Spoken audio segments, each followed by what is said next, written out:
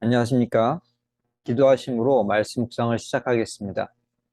하나님 아버지, 오늘 말씀을 묵상할 때 성령님으로 함께해 주옵소서. 예수님 이름으로 기도합니다. 아멘. 네, 오늘 본문 마태복음 20장의 내용은 다음과 같습니다. 예수님께서 말씀하셨습니다. 어떤 포도원 주인이 아침 6시에 장터에 가서 일꾼을 찾았다. 그들과 한 데나리온의 일당을 약속하고 포도원에 들여보냈다. 그리고 오전 9시, 점심 12시, 오후 3시, 오후 5시에도 장터에 가서 일꾼을 찾아 포도원에 들여보냈다. 주인은 오후 6시에 품삯을 주었는데 모두에게 한 데나리온씩을 주었다. 아침 6시에 들어온 자가 이것은 불공평합니다 하자 나는 너에게 잘못한 것이 없다. 내 것을 가지고 내 뜻대로 하는 것 아니냐. 요한과 야고보의 어머니가 두 아들과 예수님께 와서 절하며 구하길 주여 이 두 아들을 주의 나라에서 하나는 우편에 하나는 좌편에 앉게 하소서. 예수님께서 말하기를 너희가 구하는 것을 모르는구나. 나의 잔을 마실 수가 있겠느냐. 예수님이 여리고를 거쳐 예루살렘으로 가실 때에 맹인 두 사람이 길가에 앉았다가 주여 우리를 불쌍히 여기소서 소리쳤습니다. 예수께서 불쌍히 여기사 눈을 만지시니 곧 보게 되어서 예수님을 따랐습니다. 본문에 대해 세 가지를 묵상하겠습니다. 첫 번째로 본문에서 무엇을 볼 수가 있습니까? 먼저 온 자도 나중 온 자도 한 데나리온을 주었습니다. 왜 이것에 주목을 합니까? 구원에 대한 가르침이 담겨 있기 때문입니다. 구원에 대한 가르침이 담겨 있다. 올해 6월에 정해진 그 한국의 최저임금이 9,620원입니다. 아르바이트생이 편의점에서 8시간 일하면 약 8만 원 정도 받고 4시간 일하면 4만 원을 받는 것입니다. 일하는 시간에 비례하여 급료를 받는 것은 이 세상의 상식입니다. 그런데 본문에 나온 그 주인은 12시간 일하는 사람도 1시간 일하는 사람도 똑같은 하루 일당을 주어서 일하는 시간에 비례하는 상식을 깨트리고 있습니다. 이렇게 하심으로 너희가 받은 구원은 너희가 노력했다고 주는 것이 아니다. 내가 주기 원해서 너희가 받은 선물이며 은혜이다 라는 가르침을 주십니다. 그렇다면 우리가 어떻게 해야 합니까? 먼저 믿은 자는 감사로, 나중 믿은 자도 감사로 구원을 받아야 하겠습니다. 먼저 믿은 자도 감사, 나중 믿은 자도 감사. 먼저 믿은 자는 하나님과의 사랑의 관계를 더 일찍 시작하여서 더 많이 누렸기 때문에 감사합니다. 나중 믿은 자는 기나긴 세월을 무의미하게 하나님과 원수로 살았음에도 불구하고 영생의 구원을 주셨음에 감사드리는 겁니다. 이런 까닭으로 먼저 믿거나 나중 믿거나 감사함으로 구원을 받는 것입니다. 두 번째 본문에서 무엇을 볼 수가 있습니까?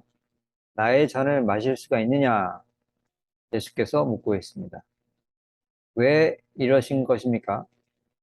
예수님이 당하신 고난 통과하는 자가 예수님 좌우편에 앉기 때문입니다.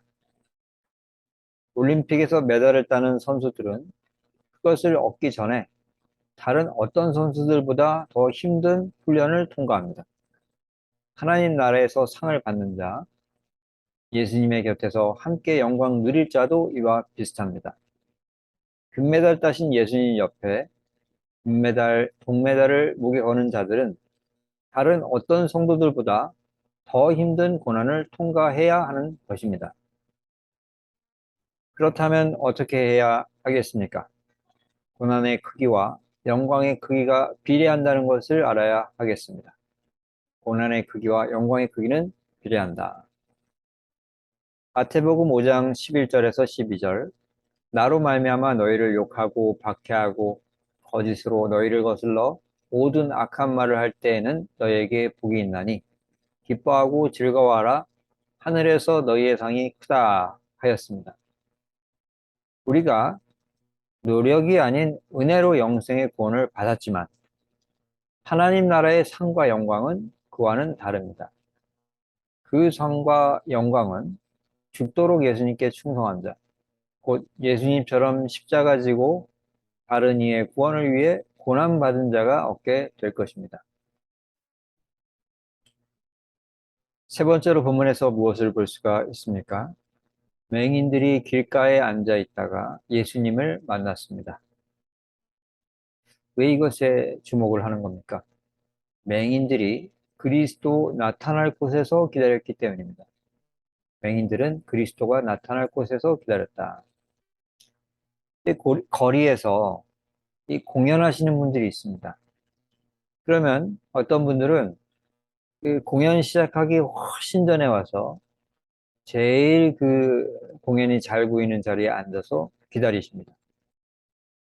마찬가지로 본문에 나오는 맹인들은 예수님이 나타나실 만한 곳에서 기다렸습니다. 그러다 결국 예수님을 만나 구원을 받은 것입니다.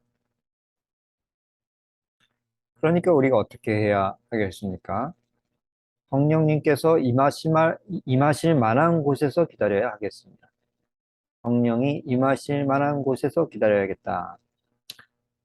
사도행전 1장 4절에 예루살렘을 떠나지 말고 아버지께서 약속하신 성령을 기다리라 하셨습니다. 맹인이 예수님 지나실 곳을 기다리다가 예수님을 만났듯 우리는 성령님이 임하실 만한 곳에서 기다리다가 성령 충만을 받아야 하겠습니다. 사도행전 10장 44절 베드로가 이 말을 할 때 성령이 말씀 듣는 모든 사람에게 내려오셨다 하였습니다. 경건한 자들이 모인 곳, 말씀이 선포되는 곳이 성령이 임하실 만한 곳입니다. 말씀을 정리합니다. 첫째로, 먼저 믿은 자는 감사로, 나중 믿은 자도 감사로 구원을 받아야 하겠습니다. 둘째로, 고난의 크기와 영광의 크기는 비례한다는 것을 알아야 하겠습니다. 셋째, 성령님이 임하실 만한 곳에서 기다려야 하겠습니다. 오늘 말씀에 순종하는 우리 모두가 되기를 축원합니다. 기도하시겠습니다. 하나님 아버지, 말씀 묵상에 함께 해주셔서 감사합니다. 우리가 오늘 묵상한 말씀을 순종할 수 있도록 성령님으로 인도하소서. 예수님 이름으로 기도합니다. 아멘. 감사합니다.